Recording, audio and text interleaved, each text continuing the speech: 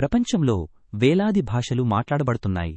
ప్రతి భాషకు తన ప్రత్యేకత, తన చరిత్ర, తన సంస్కృతి ఉంటుంది. అయితే మాధుర్యానికి ప్రతీకగా నిలిచిన ఒక భాష ఉంది. ప్రపంచవ్యాప్తంగా కోట్లాది మంది హృదయాల్లో నిలిచిన ఒక భాష ఉంది. ఆ భాషే మన తెలుగు భాష. ప్రపంచంలో ఎక్కువగా మాట్లాడే భాషలలో తెలుగు భాష 15వ స్థానంలో నిలవడం ప్రతి తెలుగు వ్యక్తికి గర్వకారణం. భారతదేశంలోనే కాకుండా ప్రపంచంలోని అనేక దేశాల్లో తెలుగు ప్రజలు నివసిస్తూ మన భాషను మరింత విస్తరింపజేస్తున్నారు.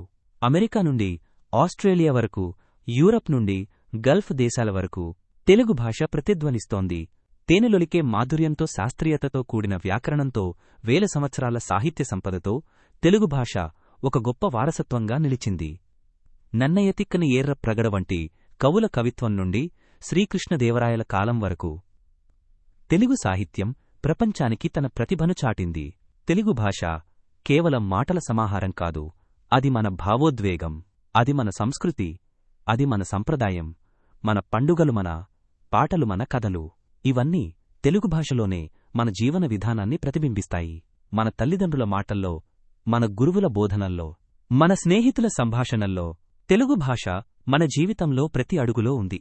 కాలం మారుతున్నా, సాంకేతికత పెరుగుతున్నా, ప్రపంచం డిజిటల్ అవుతున్నా మన తెలుగు భాష తన స్థానం నిలుపుకుంటోంది.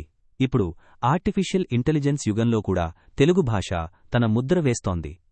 ప్రపంచం ఎంత ముందుకు వెళ్ళినా మన మూలాలు మన భాషలోనే ఉంటాయి. తెలుగు భాష మన గుర్తింపు, మన గౌరవం, మన ఆత్మగౌరవం. మన తెలుగు భాషను ప్రేమిద్దాం, పరిరక్షిద్దాం, ప్రపంచానికి పరిచయం చేద్దాం. ఎందుకంటే మన తెలుగు భాష మన గర్వకారణం.